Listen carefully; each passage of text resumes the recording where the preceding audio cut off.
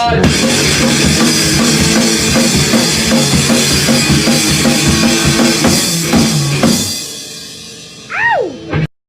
hello, party people. Welcome to another episode of NRW. We get to review some stuff today. That's right. I'm your host, David Estacado. I'm here with my buddy from Another Nutty, the one and only Rob, the movie guy. And we're getting into episode 6 of The Boys. Rob, are you hyped? Because I'm hyped. I am very hyped. This is actually a really, really good episode that for us to get into because I think so far it was probably the best one that we've seen so far. Well, let's get into it here because there's so much to cover here. So why don't you start off here with what you wanted to get into, because there's something that that this episode did, which was a lot of flashback sequences that was kind of intercut in between the storyline there. But I want you to have us start off with that, with what you liked about that those sequences that we get to know more about Frenchie and everyone else. Yeah, we get to learn a little bit about Frenchie in like a bit of a flashback. You kind of find out about what happened with Frenchie before he joined the Boys. Yeah. Because he was in the middle of a heist with his friend or his girlfriend Cherie, which you've seen in other episodes. Yeah. And another new character, his best friend Jay. Jay was his name. Yeah, I think so. Yeah. Mm-hmm. And they're talking about the Golden Girls and who they are. How Frenchie's, of course, is Betty White, which kind of is a nice. We'll see that come to get a callback later on in the episode. But they pretty much delves into a little bit about Frenchie's history before the Boys, where the job goes bad, and eventually he gets recruited by the same lady who recruits Butcher, Mother's Milk, for this little, I guess, group that she put together, where later on, once he gets interrogated, he's getting interrogated by Colonel Mallory, because he's so smart. He could put stuff together really quickly, and especially when it comes to taking out superheroes, he usually puts stuff together real quickly to kind of be able to kind of get the one up on them. I think one of them is he weaponized Xanax to take down Behemoth, which is like a rage activated soup, so he kind of just took him out with Xanax and able to complete the job. But you kind of see some hints that what happened, in the season 1 they're talking about the botch job, or the thing that went wrong with Lamplighter, the reason why Lamplighter had to leave the 7 in season 1. So some callback to that, and there's some callback to Lamplighter himself. Yep. You get to see a younger Lamplighter while he was in the 7. And how Frenchie was supposed to track him down and keep an eye on him before the events that led up to the death of, I believe, Mallory's grandchildren, which sets up for what happens in this episode, which is a very Frenchie and Boys episode. Like, you see the interaction with everybody being involved here. Even though they kind of, like always, let's split up, gang, and go their separate ways, everyone gets to shine here. Yeah. And you see a little bit more of character development and relationship development throughout the episode as it goes. But that's the main part that I want to get into before we go into the rest of the episode, because I didn't want to go backtrack back and forth. But you see a little bit about Frenchie's past, his past with Lamplighter and with the Boys, and how it leads up to what's going on, which leads up to the big reveal of what happens. Yeah, so you're right. So we definitely hear the story of Mallory's grandchildren in the first season, and we don't really know much about it, but this is the episode that kind of delves into that and certainly reveals what had happened and how Frenchie lived with that guilt, and then of course how Lamplighter lived with that guilt as well too. Although you kind of get an impression of him from the first introduction of his interaction with other characters in the show, but you definitely learn more about this character's humanity, if you will, especially French's in this episode, because there's a lot of like questions that they're asking. Why did you do this here? Why didn't you save them? Why didn't you stop me? Why didn't you could have done something about it. There's a lot of that, and there's that guilt of going back and forth, and even while they're confronting each other in front of everyone else in the group that's there. And with the questioning, you also have the interaction of Mother's Milk. He's got a good question to ask you there, and I think it's a good point. Why didn't you do it? I was like, wow. So everyone's involved now. So you come to think, you wonder, does that mean that that this is going to be the breaking point again of the boys, where they're going to see some friction of why they did what they did, and that's going to cause the breakup of the boys again. Well, before we And get into that, the reason why everyone's together at this point is because of Starlight uh, kind of intercepting some messages between Stormfront and Stan regarding this Sage Grove Center. yeah, Where she constantly goes in to check in on it to see what's the progress of something, some experimentation of some kind. The boys are trying to go see what's going it's like on. an asylum too, isn't it? Yeah. So they kind of bring Starlight on, but before that, they kind of take out the chip that's in her shoulder via Frenchie. So Frenchie takes care of that. So the plan is they go in, get whatever information they find, get out. Shit goes to hell. Yeah, that's putting it lightly. Yeah. Um. So Well, let's talk about that while we're there, because this is the part where you come to find out that Lamplighter's there too, and he's working at this facility there, and his interactions with Stormfront as well. And we also get to see again, since I haven't read the comics and I didn't read its entirety, but there were certain characters that I was somewhat familiar with here. But you get to see a bit of a cameo, some cameos of other superheroes that were featured in the comic books, to some degree, make an appearance in this episode. One of the most talked about one that you'll have here is that of Love Sausage. There, he makes a huge impression on everybody out here, especially on Mother's Milk. When you watch the episode, you'll know what I mean. But you definitely get to see him on the episode, and yeah, it's funny. It's I think it was great, to be honest with you. But I mean, again, not to take away from all the other heroes that are also introduced here as well. But the biggest takeaway that I took from this is that this facility has a lot of heroes that look like they have some great potential in terms of their usage of powers here. I wouldn't say heroes yet. I would say supes. Well, true. Superhumans, if you will. They're kept in this facility, and then you're wondering, what are they doing there in the first place? Because some of them don't seem to be like they're all out of touch with reality. They seem to be pretty much in the know as far as what's going on around them. Until later on, you start talking to them, when you start seeing the other characters interacting with some of those patients there, and you're like, something's not right with these guys here. And to me, it leads me to believe that they're probably running some sort of like test facility. Yeah, and that's exactly what it is. Yeah, yeah. I want you to find out later on that it's pretty much been a test facility where they're looking to kind of stabilize the compound V to actually be used in grown up and actual grown adults. And they kind of did a bit of a callback to the comic book there too, because if you take compound V, you either get superpowers or you blow up. Yeah. Or other things can happen too. So it's really cool to see that, bring that into light with the whole situation. All beautifully done with none other than Lamplighter, played by oddly Sean enough Ashmore. Oddly enough, Iceman. Because in this show, he has the exact same powers as Pyro in X-Men, where he can't create the fire, but he can manipulate it. And you see that, I know for a fact that this is definitely a direct reference to the X-Men films, where Pyro is just turning on this the lighter to use the fire to do whatever he wants to do with it there, and that's what he's doing on this episode here too, on several occasions here. But it was a nice little twist of events for seeing a character we've known playing one type of hero, the polar opposite of cold is hot. So I thought that was nice.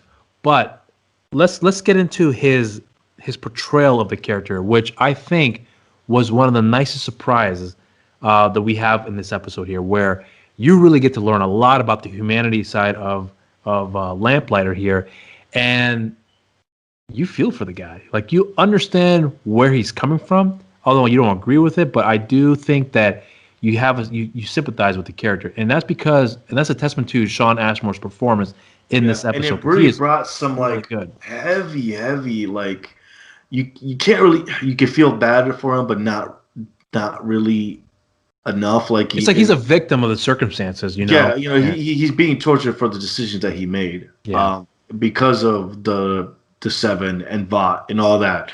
and he was just I wouldn't say he's an innocent bystander, but he's a bystander not enough. And Frenchie himself took the toll of the sins that happened that night, Yeah. because he was pretty much kicked out of the boys, and the boys hated him because of what happened. It was his fault. Everything went down the way it did Yeah. that night. But he went out being a true friend, trying to help out a friend of his during the situation. So everything came out to play. What happened that night? Yeah. Because that was like one of the biggest freaking mysteries from season one. It's like, what exactly happened, and who is this lamplighter, and what did he do? And you could see that tension between everybody before they got together, because Mother's Milk and him had it out, but now they finally know what's going on. Even Mother's Milk's like, dude, you should just told us. We'd have left you off the hook. I'm like, what makes you think I want to be off the hook? And it's my fault. Which is a fantastic scene. Fantastic. Yeah. Yeah, and then we also get the reuniting of Mallory and Lamplighter in later on in the scene as well too. And that one scene, I wasn't sure how it was going to play out. I just thought it was going to be kind of like a generic, like, I'm going to kill this guy. No, don't do it. I really thought it was going to kind of play out like that. But to their credit, Frenchie was the only one that was kind of serving as the mediator of the two. Which is surprising, but yeah, great call. Great call.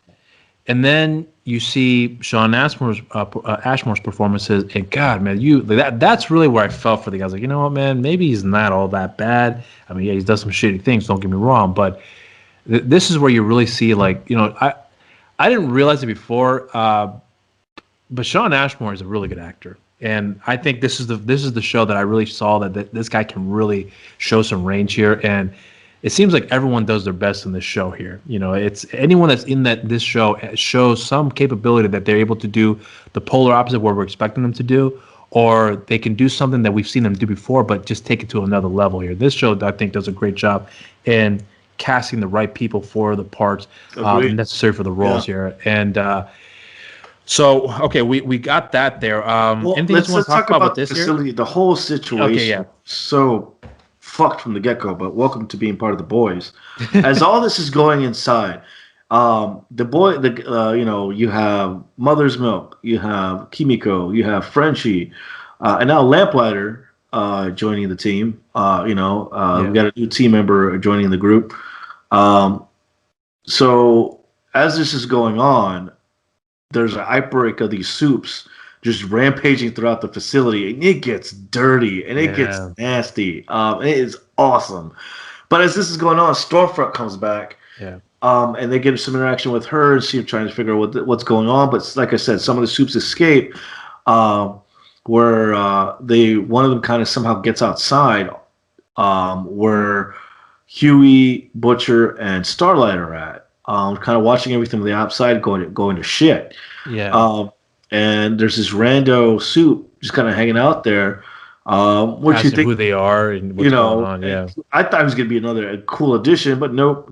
They just he just kind of makes shit worse. He gets gunned the fuck down. Yeah, and then this is where you get to see where Huey gets injured in the process as well too, and since that dude that superhuman wipes out the car's electricity, which is where Starlight gets her power from.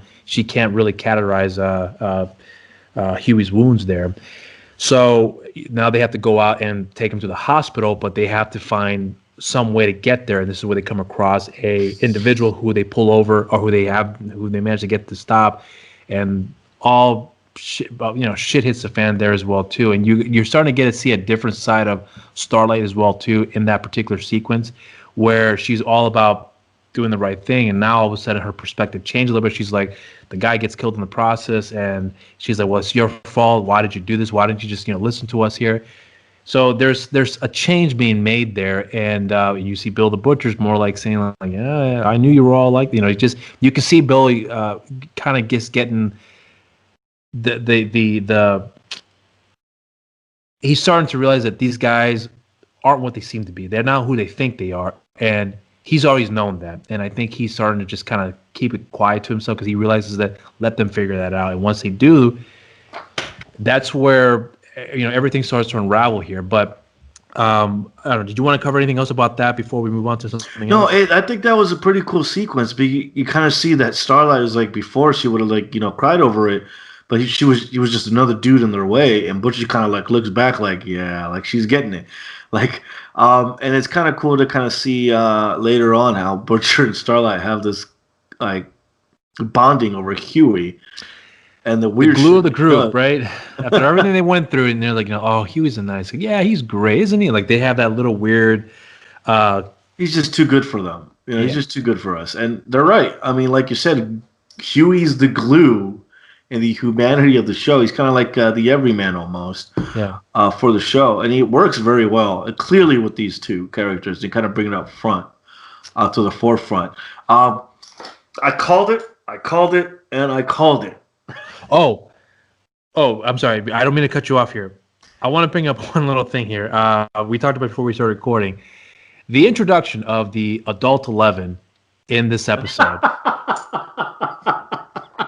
We get to see a certain individual right off the bat. The first thing I thought of here, like this is basically 11 as a grown up. She has the exact same type of powers, from what I can gather here, where she's able to control things with her mind, crushes people's head on the spot. Um, grab hard material and just and break through doors. Like there's a lot of things that she's doing that's very similar to the powers of 11. Yeah. And I'm thinking, imagine if 11 was kept in that facility the entire time. This is what would happen. I really believe Yeah. someone saw Stranger Things, thought, imagine if 11 stayed in that facility and she was just fucked beyond belief. This is what we would get. And I'm pretty sure they put that character in the show. I'm not sure if she's based on another character or if she was that had a similar power. I don't know. Her name is But Cindy, by the way. Cindy, yes. And she I escapes. think we're going to see more of her coming up. Oh, yeah, no doubt.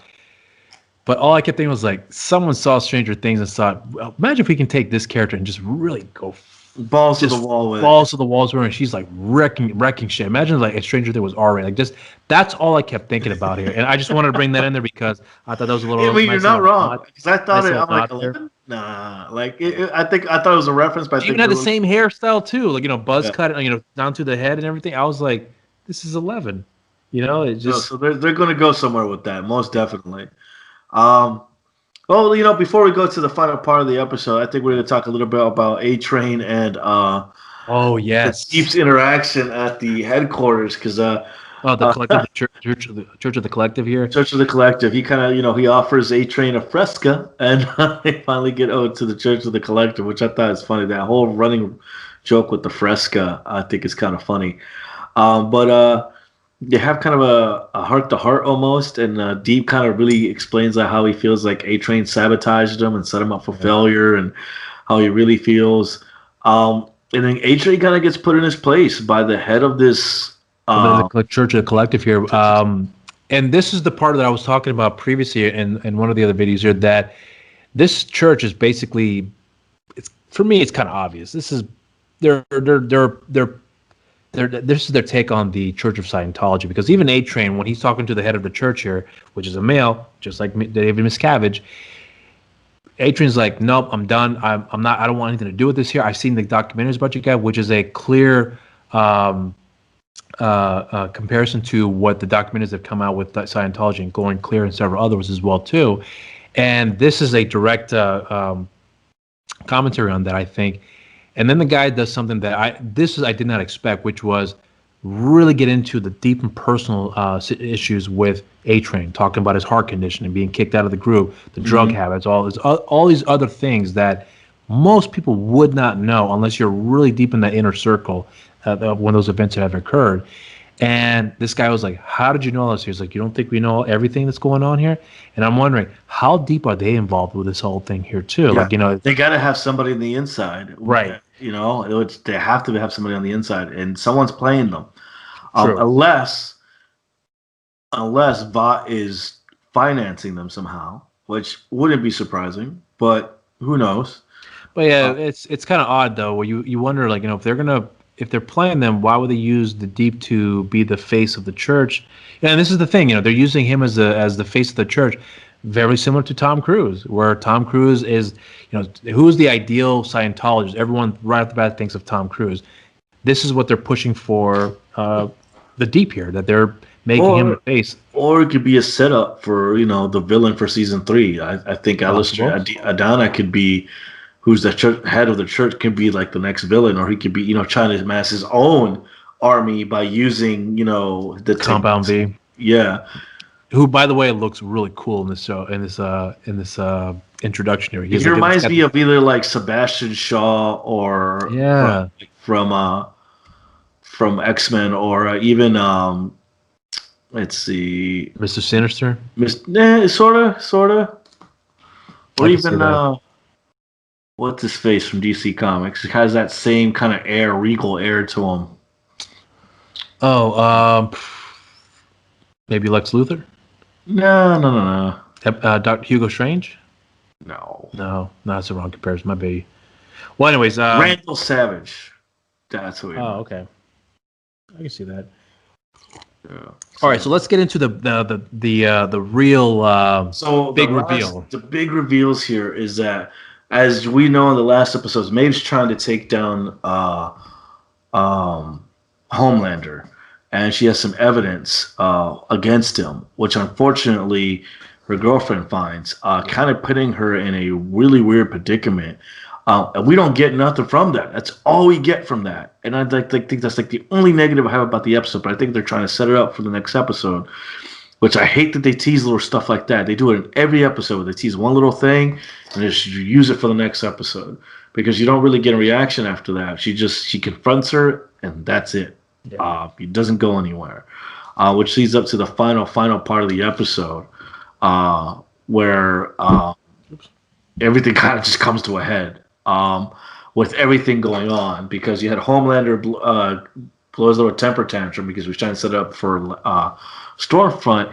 While Stormfront lies to Homelander, telling her where she'll be at the tower, when in reality she's dealing with the crazy shit that happened at the center. So I agree with you on that negative perspective there, but honestly, I agree with you, the fact that they delved into something, but they didn't go any further into that, and that tease right there was like, oh, come on. But then here's the thing, I forget about it because the next thing that comes up, which is that big finale in this episode here, is so good that you're like, so good, man. You're like, Maeve, what? No. The Stormfront, what's going on right now? So I'm gonna leave you to make that revelation. Because I freaking called it. Yeah. I told you that. I mean, if you're a fan of the comics, you pretty much tied everything together. I even been talking about it since the beginning. Where they have to do that callback. They're not just gonna drop that callback to Vought and his Nazi roots and not go anywhere with it, especially with Stormfront being in the picture and the character being a Nazi in the comic books. Well, she reveals it to Homelander, of all people. Of course, Homelander kind of literally chokes it out of her to kind of have her be honest about what's really going on. But she lets him know. She opens up this trunk in her I guess trailer, apartment, wherever they're at, and reveals like a bunch of like. I didn't get a quick look at it because I wanted to pause to see what was actually in there. But there's like books and diaries. The Liberty costume too. The Liberty costume that's in there. So that was like the first takeaway. Like, oh, everyone was right. And then she pulls out a couple pictures, and it's at first you think, oh, that's her, her grandmother. No, it's her daughter, because she was born in Berlin in 1919. And if you notice, she also has a German accent whenever she names all these German people and cities. So that accent, and like the big freaking reveal, like I called it. I knew she was going to be the original, experiment with Compound V, or the first soup from Compound V, but they took it to another level, and they did a fantastic job, because even I was shocked.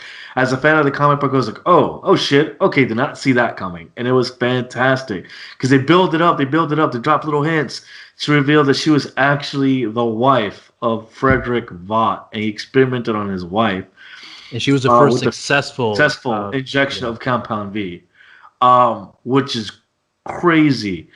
And she explains this to him, how their love life and how everything came to be, and then how she fell in love with him, which I think is such a ploy. It's such bullshit. Yeah, I think she's just manipulating Homelander at this point, just to kind of save face.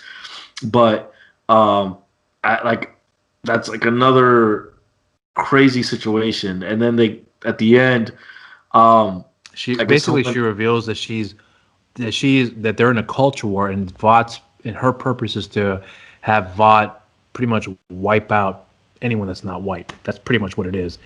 But With you an know, army of Supermen led right, by freaking Homelander. right, and Because this is Homelander is the the epitome of what Compound V and their experiments were to be, and right. this Nazi thinking of the blonde, blue-eyed superhero, which is crazy, crazy reveal. And this is the part that I was wondering. Does Vought have the same ideology behind that? Do they the plans the same as for them as well? Because I mean, if you look at Stan, he's not white.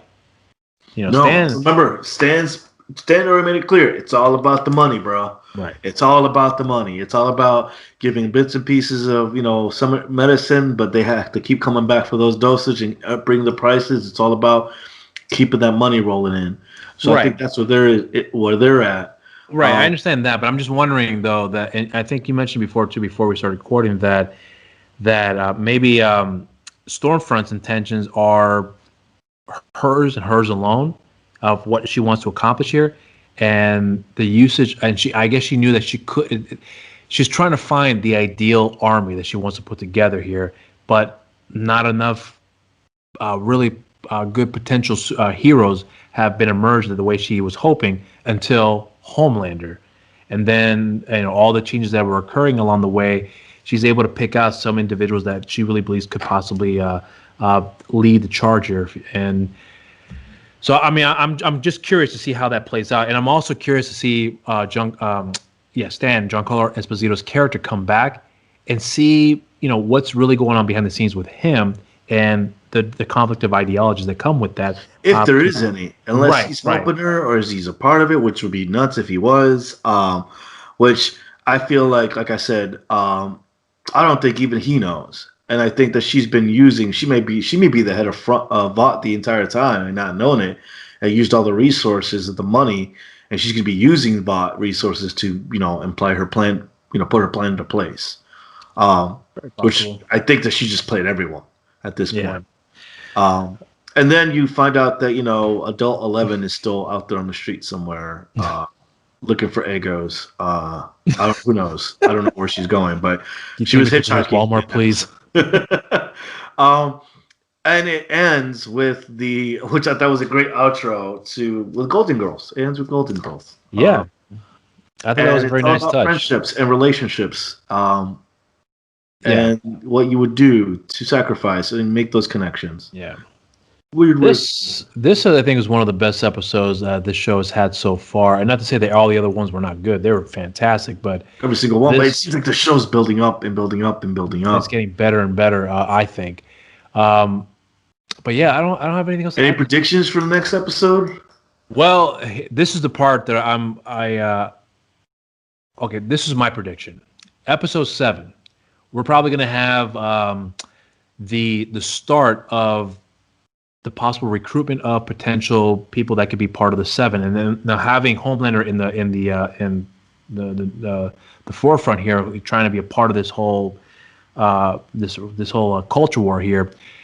He's going to be involved with some people that will. He's going to try to involve some people that will see to their ideologies, their views on the world, and if anything changes where he does something that doesn't fit to Storefront's views on life or views on the world, that's where the conflict kicks in.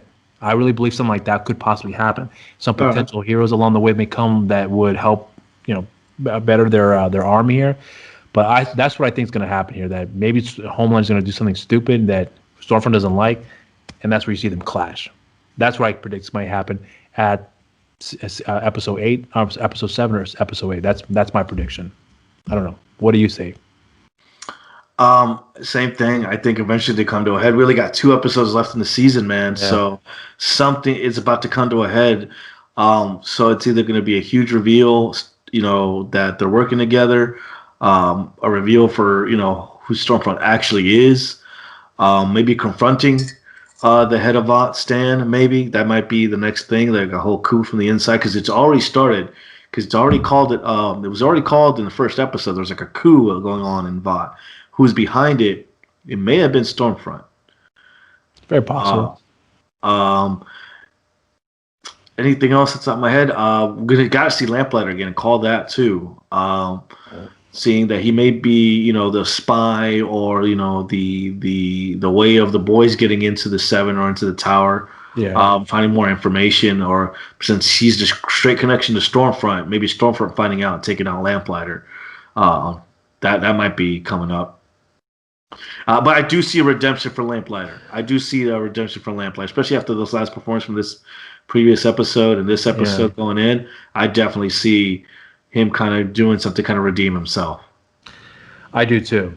All right, well, that's all I have to say to that there. Anything else? Yeah, that's it, man. I could go on, bro, but that's it. I mean, I gotta wait till the next episode. I gotta wait till this Friday so we can recap. But what do you guys think? Let us know in the comments below. Do you like our thoughts? Do you have any predictions of your own? What do you think of the whole Homelander Stormfront situation? Did you know? Did you guys read the comic books before watching the show? What do you guys think? Let us know. Reach out to us. Let us know in the comments below. Where else can they reach us out, Rob? Well, you can follow us here on our social media accounts, on our Facebook and Instagram page, simply at New Release Wednesdays, and on Twitter at the NRW. And you can follow myself on my social media account on Instagram at Rob_Medina0585, and on Twitter, RobMedina0585, and on Facebook, simply just Rob the Movie Guy.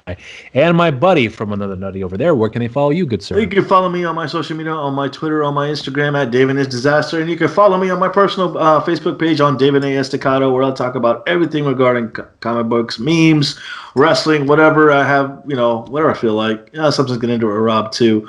That being said, if you like what we're doing here, please check out what the rest of the NRW crew is doing. We got our boy Patrick back doing videos. Our main man Patrick, he's over here working on the other stuff, other shows, including his recap episodes of Raised by Wolves, and a couple other shows and other interviews going on. The rest of the crew is hard at work at reviews regarding video games, movies, comic books, music, everything in between as well. And we definitely have our stuff coming up as well, and all the collabs with the rest of the crew as well.